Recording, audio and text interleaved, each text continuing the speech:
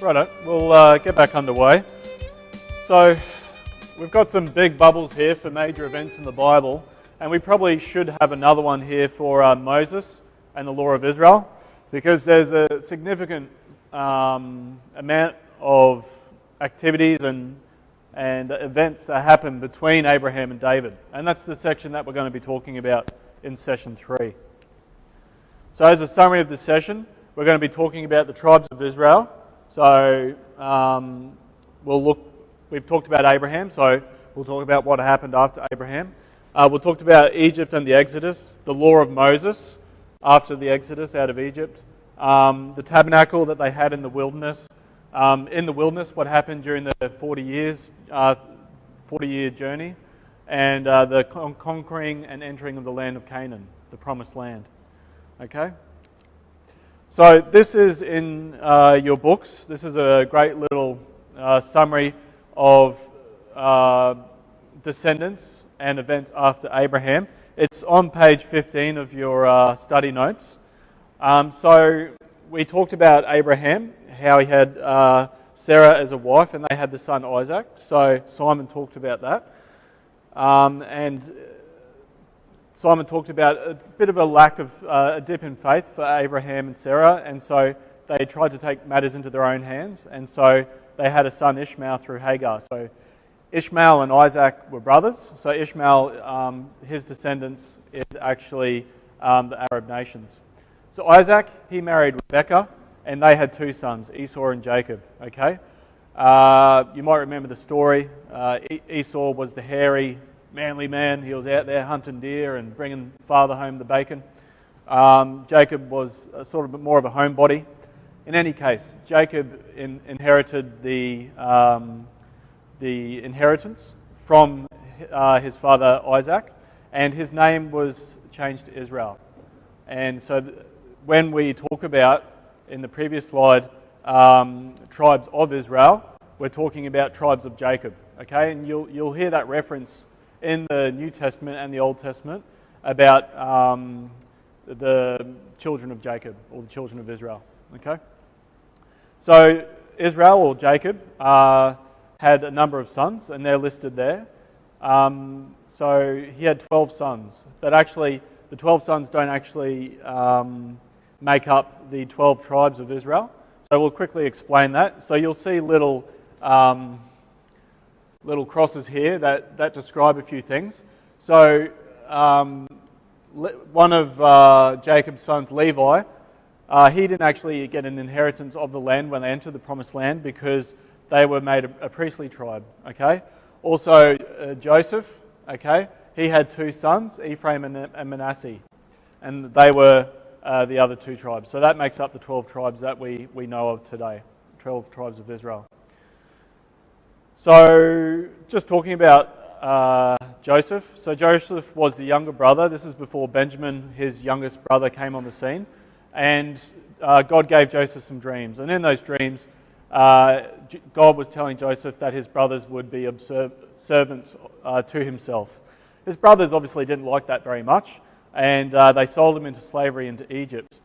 And so there's a lot of types between Joseph and Jesus, but a lot of the types also with Isaac and Jesus, which we don't have time to go into today, but there's some beautiful types. And there again is that golden thread running through the Bible.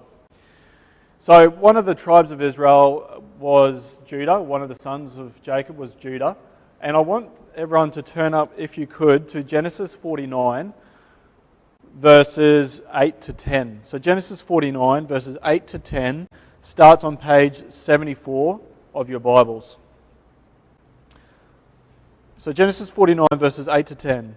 So Jacob is giving blessings to his sons. They're basically predictions of who their sons are, their characters, and what will happen to the tribes. Judah, you are he whom your brothers shall praise. Your hand shall be on the neck of your enemies. Your father's children shall bow down before you. Judah is a lion's whelp. From the prey, my son, you have gone up. He bows down, he lies down as a lion, and as a lion who shall rouse him. The scepter shall not depart from Judah, nor a lawgiver from between his feet, until Shiloh comes, and to him shall be the obedience of the people. So that Shiloh is a messianic prophecy of Jesus. So out of the tribe of Judah, Jesus came, as we know really well. So once again, there's a prophecy directly related to this woman's seed, the seed of the woman, that being Jesus, in Genesis 49. So going back on to Joseph. Joseph, this is just talking about the story of the Bible. Joseph, through a series of events and blessings from God, becomes the second ruler in Egypt. There's a famine in the land, and so Jacob and his family, Jacob sends his sons down to get some grain. Okay, through a series of other events, the whole family migrate down to Egypt because during that time Joseph was given a dream, and it actually saved saved Egypt from a drought by storing grain. And so Egypt was the only place for grain. Jacob's family came down to be saved by the drought, and then Jacob and his family was established in Egypt. So that's how we get onto the story of Moses. So Simon mentioned that God's people would be in captivity of a land not of their own, and this is what the prophecy was talking about. For 400 years, they would be captives in this land. So during this time, they came down. God blessed the now children of Israel, as we refer to them, and they grew into a massive nation. We're talking millions of people in just a short amount of time. So God really blessed their growth. They came so big they became threatening to the Egyptians, and they put them into slavery to try and control their population, but also keep the thumb on them to make sure they didn't overcome Egypt. So the people once again returned to God, cried out to God, and God heard their cries. And so God sent a deliverer, that being Moses. So this is the introduction of Moses on the scene. So they're crying out. Moses, we know the story pretty well. Moses as a baby in the bulrushes. The Pharaoh at the time didn't know Joseph, didn't respect the children of Israel, and was trying to control the population. And so he started to kill off some baby boys, which is just a horrible sort of event. And so Moses' mother hid him. Moses was found by Pharaoh's daughter. Moses grew up in the household of Egypt under Pharaoh's daughter, and he had the opportunity. Once again, he had the choice to make between living in a life of sin, living in the pleasures of Egypt, eating all the good stuff of Egypt, or jumping over the blue line and serving God. He knew what he had to do. He had to serve his people, God's people. So he chose that.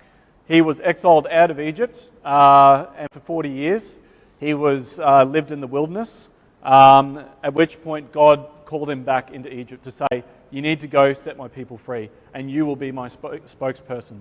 So Moses and Aaron, his brother, went back into Egypt and said, God has sent us here, you need to let my people go. Okay? And through a series of miracles, Pharaoh's mind wasn't changed, and so God sent 10 plagues. We know the story well. So blood, frogs, gnats, flies, livestock, boils, hail, locusts, darkness. I mean, by the time you got to number 9, you'd think that Pharaoh would be like, okay, well, something's going on here. No. God gave him the opportunity. Once again, he had a choice. God always gives us a choice. Pharaoh chose not to let the people go. So the 10th one was obviously the worst. So the death of the firstborn. It was a really terrible time in the land of Egypt. Not only the firstborn of all the people, but the firstborn of livestock. So it was an amazing miracle that happened. So it's called, what we refer to, it's called the Passover. It's found in Exodus chapter 12. And so what the children of Israel were instructed to do to be protected by this passing over of the angel of death, they had to select a lamb 3 years old. So think of that number 3. It's interesting. It had to be without spot and blemish. We start ringing some bells here. Inspected, hemmed up, slain, no bones broken. Ringing any bells? I'm talking about the golden thread of Jesus, by the way. Blood painted on the door uprights and lintel.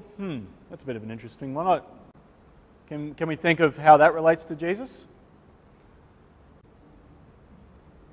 So once So we talked about Hebrews 9 verse 21, how without shedding of blood there's no remission of sin. Okay, so it was through the shedding of blood that not only they were saved, but they had to walk through that door. Okay, so it was entering into the ark, entering into Jesus, entering into the house that saved them through the blood of an animal. Okay, so there's that principle again that started off in Genesis, was reaffirmed in Hebrews, without shedding of blood. So once again, it was typifying Jesus Christ, being saved in Jesus. Israelites had to stay in the house during that night as the angel of death passed over. So at the end of the day, the shed blood saved those that were inside.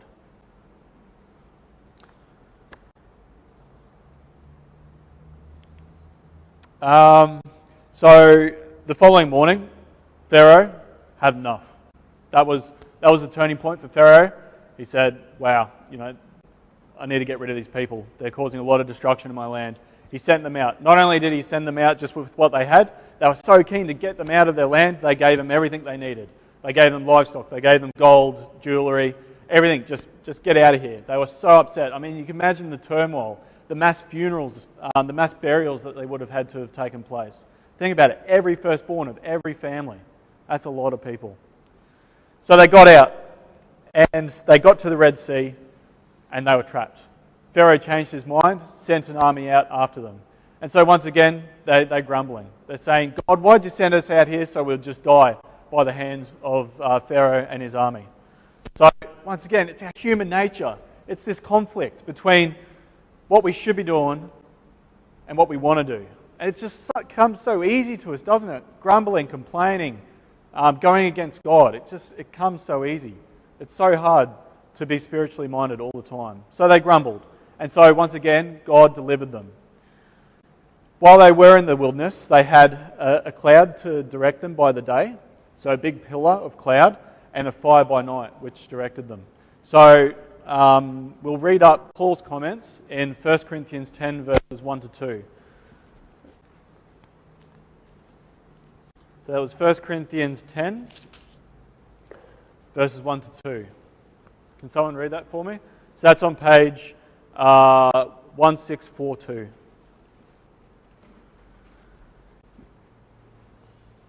Whoever gets it first, start reading.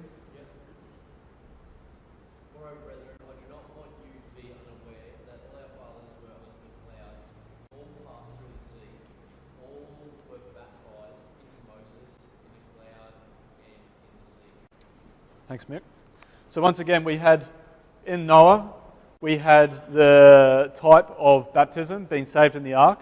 So Moses, here's another type of baptism, where they were going, God parted the waters, the children of Israel were rescued, walking through the water, and as they walked through the walls of water, a cloud came over top. And so waters on either side, cloud over top, that symbol of baptism. They're entering in through salvation again. Golden thread, it's an amazing, amazing book that God has left for us. Who knows the Ten Commandments? All right. Someone want to have a crack? All right. No other gods before me. Number 1. No idols. No misusing God's name or no blasphemy. Keep the Sabbath. Honour thy father and mother. No murder. No adultery. No stealing. No false witness. No coveting. So now the children of Israel were really God's people. And so God developed these 10 commandments, which were later extrapolated into more specific laws as a guideline. Okay, so society is actually built on these commandments. Do not steal, do not murder, things like that. Okay, so this is the starting off of these laws. So we can break them up into 3 ways. So relating to God is 4 of them. Relating to our parents is 1, and relating to fellow man is the other 5. So it's interesting to break those up. So Jesus, in Matthew 22 verse 37, Jesus said unto him, Thou shalt love the Lord thy God with all thy heart, with all thy soul, and with all thy mind. This is the first and great commandment. And the second is like unto it. Thou shalt love thy neighbour as thyself. On these 2 commandments hang all the law and the prophets. I love every time I read Jesus and what he used to say, because you can just tell the divinity of Jesus in here. He truly was God's Son. He could take 10 commandments, paraphrase it into 2 that would cover all of them. If you truly obeyed those 2 commandments that Jesus said, you'd cover all the other commandments and laws, wouldn't you? It's just beautiful how Jesus puts it. What about the Sabbath? That was one of the 10 commandments. So you must keep the Sabbath. That was a big Jewish law. Are we expected to keep that today? No, we're not. It's the only command that Jesus didn't reiterate. Colossians chapter 2, verse 16 and 7. So let no one judge you in food or in drink, or regarding a festival or a new moon or Sabbath, which are a shadow of things to come, but the substance is of Christ. Mark chapter 2, verse 27 to 28. And he saith unto them, the Sabbath was made for man, and not man for the Sabbath. Therefore the Son of Man is also Lord of the Sabbath. So, like I said, they were God's people. God gave them 10 commandments, but also he later expanded on them. And some of these were really down into detail about what you do with your neighbour when you borrow him your cloak. Do not pervert justice. When you lay siege to a city, what you're supposed to do.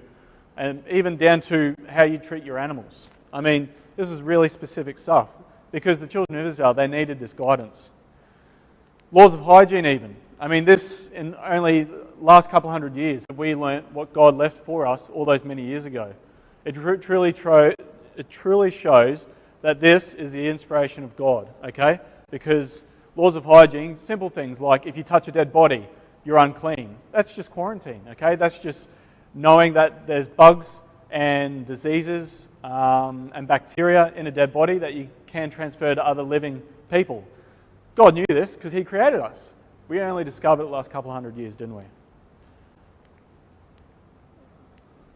Once again, just laws of hygiene. God told them a recipe to use soap, okay? So it's pretty awesome stuff, and once again proves the inspiration of God. So was there any questions about that? All right, we'll move on to the next session given by Steve, next half of this one.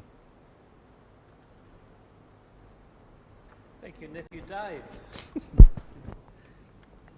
Appreciate your good work.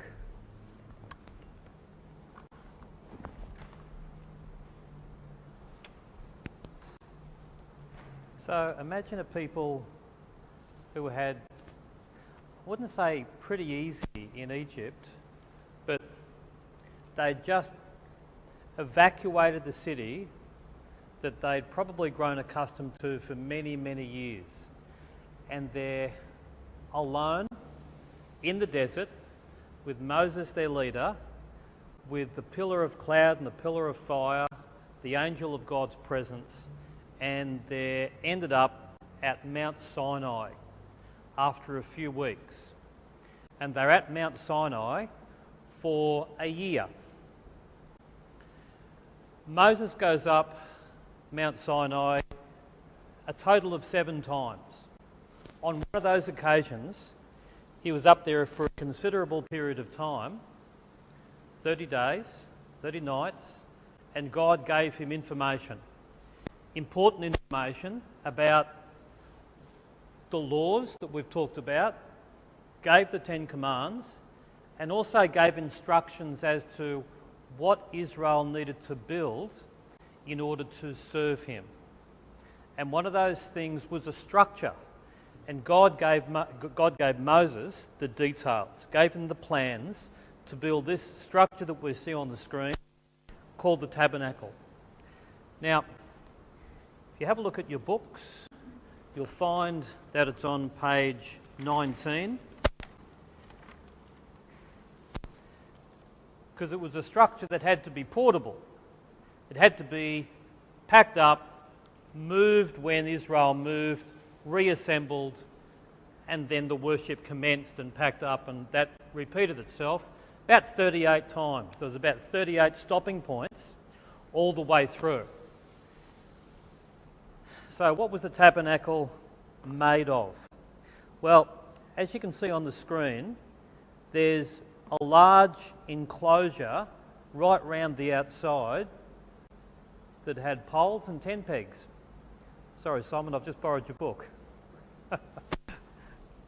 It's got good notes in it, so you hang on to that, and I'll take that one. Those curtains were there for a reason.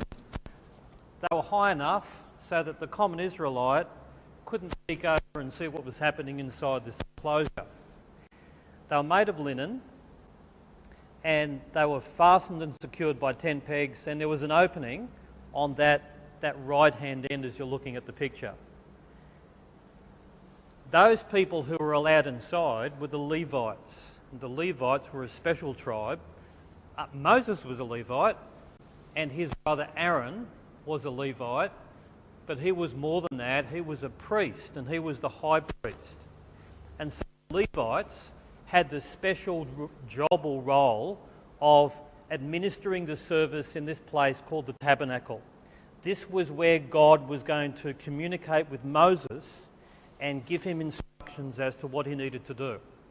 Any big decisions that needed to be made, God would meet with Moses at the tabernacle. And the people would know that God's presence was there because a cloud would descend upon the tabernacle structure.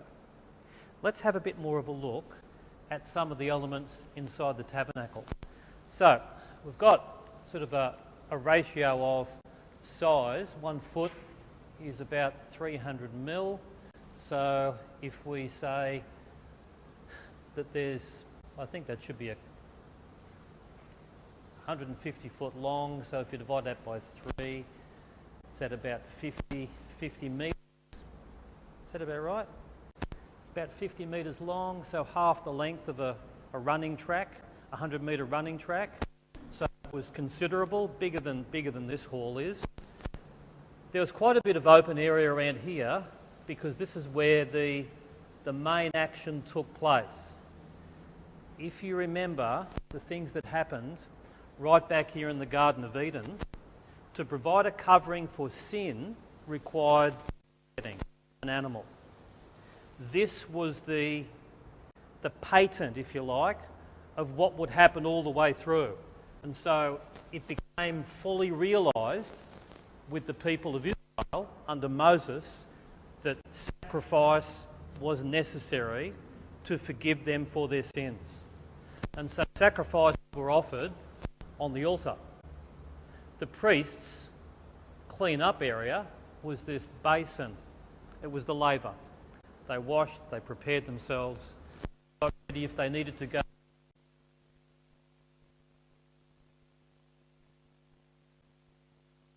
Two buildings or 2 rooms. There was a holy place where the common Levite or the common priest would be able to go and access, but they had to go through some curtains, and there was a main area here which separated the holy place from the most holy, which was separated by a veil. And on the veil, the more you go into it, the more it's amazing. We haven't got time to dig deep, but there was a whole lot of inlay of cherubims and special work. I'm going to put it to you that the more you look into these things, the more you see representations of Jesus. And Dave was talking about in his last talk that all these things were foreshadowing Christ, and this is exactly the same. This room here was a very special room. It was called the Most Holy Place, and it was a perfect cube. It was 10 cubits by 10 cubits by 10 cubits. That's where God communicated between a special area, and we may have a slide of it. I don't think we do actually, but you may have a picture. On page 19, the tabernacle furnishings. You see that box that's got the 2 long poles and the 2 winged creatures over the box? That's called the ark. And the box had a lid on it, which was gold. And it had 2 cherubims, which had the wings, which touched one another. Although in that picture they're not touching, but they should touch. Now, the only other place that we've heard of the cherubim, we haven't spoken about it necessarily this morning, but it was right here in the Garden of Eden.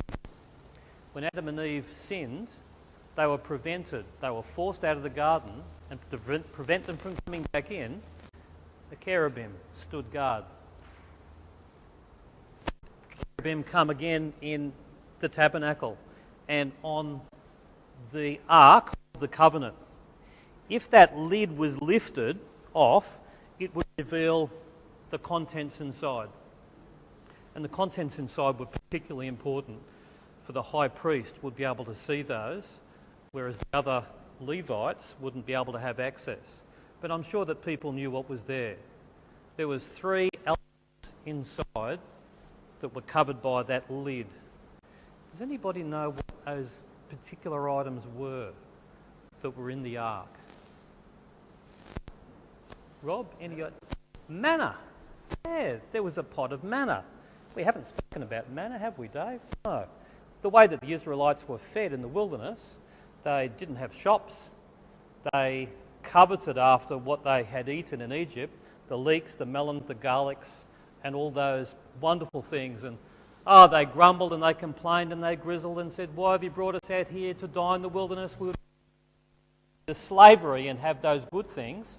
So God provided them with food, manna. Now there's a pot of manna in the ark that stayed uncorruptible, or it didn't breed worms and stink, for the length of the duration of their journey. It was imperishable. Whereas the manna that they had to collect daily, if they left it overnight, it bred worms and stank, except on the Sabbath. It represented Jesus, his incorruptibility to come. Okay, content 1. There's 2 more to come. 2 other things. Simon, any ideas? The 10 Commandments. Yeah, the tables of stone were laid and placed in that repository. Very, very important. So the commandments were there, and Jesus reiterated the 10 commands. And so Jesus condensed those down into those 2 beautiful commands that Dave spoke about. That leaves one more thing to come.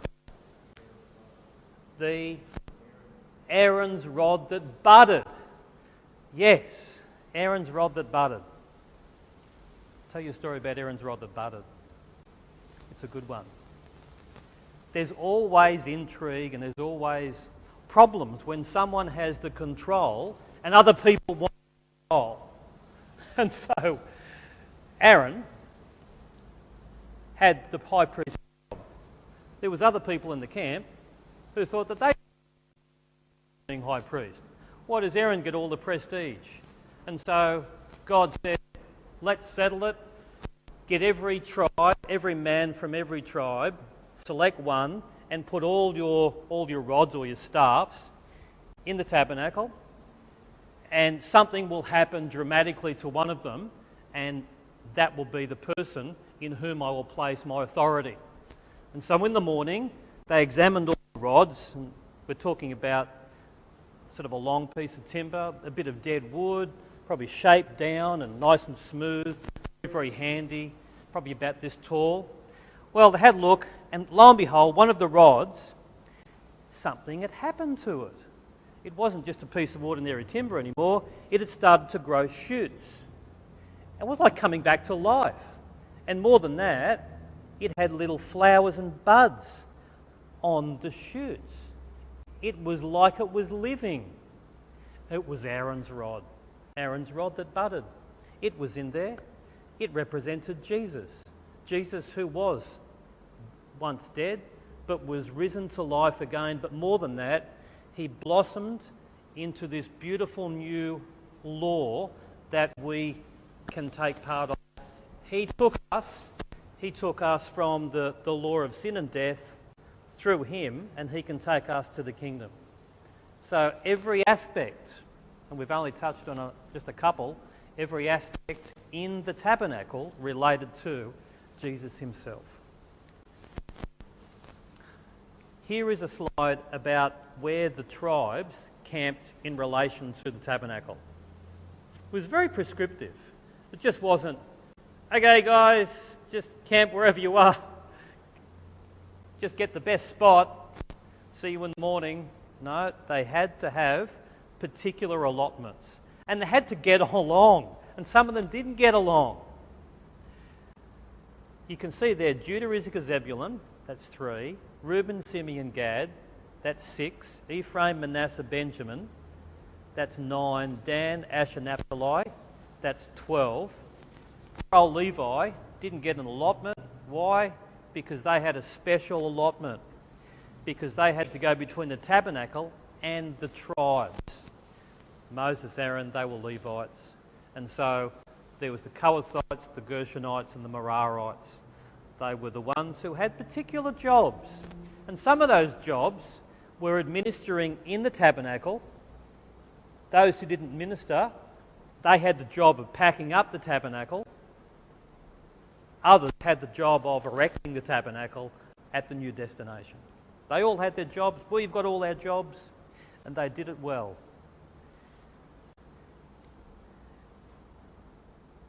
We talked about Moses in Egypt, Moses at Sinai, and one of the things that he related to was that he was given the commands and laws. The laws were designed to set them apart as a special people. The promise that Moses had was that I'm going to get you to deliver my people and you are going to become a kingdom of priests. Kingdom of priests, yes. Why? So that they were set apart. Deuteronomy chapter 4 verse 6. Keep them and do them. Keep the laws. Surely this great nation is a wise and understanding people. And you know that there was a time when Israel really got under God's skin and they disobeyed him and grumbled and grizzled so much that God was just about ready to wipe the nation off the face of the earth. If it wasn't for the interceding of Moses on behalf of his people, that God would have wiped them and started a new nation, but he didn't.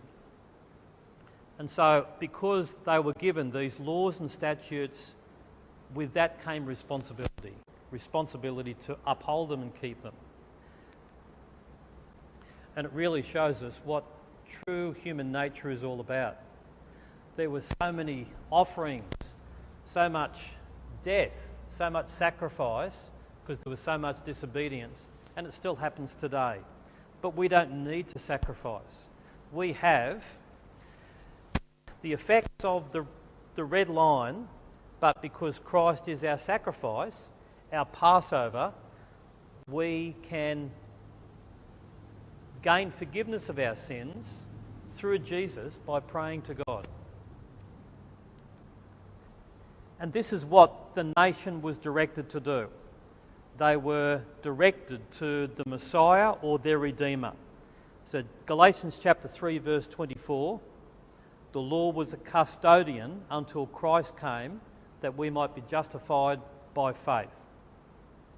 We talked about Genesis chapter 3 verse 15, and Colossians chapter 2 verse 16 is a good one, because I'd like someone to read out, please, the last part, which is verse 17 from the screen, if you like.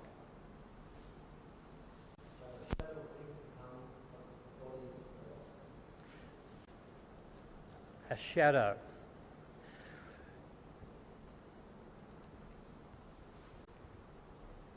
A shadow. Okay? So on the screen you can see a shadow of my hand. That was the law. The law was a shadow. The hand is Christ. Everything pointed to Christ through the law. He was the fullness. And so that's what the Bible is all about. The Bible is all about types or shadows. Here, this was a shadow, if you like, leading us to Christ. Genesis 3:15 was pointing towards the Redeemer Christ. The promise that God would not flood the earth again, a wonderful promise. A whole lot of things point and have their fulfillment in this man Jesus who was born here. It's no coincidence that this red line doesn't continue on and go off the page.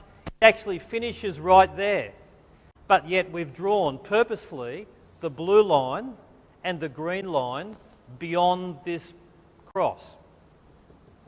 The reason is because sin and death will be done away with and the kingdom will continue. Why? Because Christ is the reality who will make this happen. He is God's Son. And so in the wilderness, they were so close to the promised land. At Sinai, it was probably only about 12 days' journey, and they would have got there. But what did? They grumbled. They wanted to check out the land before. They got under Moses' skin. They grumbled about water, and this wasn't the first time. And Moses said, "Must we fetch water out of this rock?" And so God told Moses to speak to the rock and it would happen. But because he let the people get to him, he struck the rock, and he struck it not once, he struck it twice. And God is good and kind, and water did come forth, but Moses paid the penalty for taking the glory to himself, and therefore he was taken to a mountain and his breath was taken away. There was another incident where the people really had to feel the severe effects of their sinfulness, and because of their grumbling, God sent serpents to bite them, and they were dying. And so Moses asked God what to do, and he said, "Make a serpent, form it." It would have taken a while. When you think about this, he had to make the serpent out of bronze, so he would have had to make a mould in the ground, get some bronze, get it hot enough to pour it in the mould, let that cool, break the mould open, stand it on a pole, and the people had to come and look at the serpent, and if they looked and beheld it, that took away the effects of their death, of their dying, and they were cured.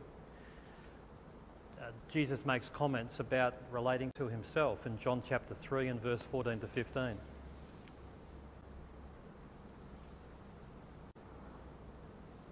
We did pass across one thing that I thought was going to be on the slide, and that is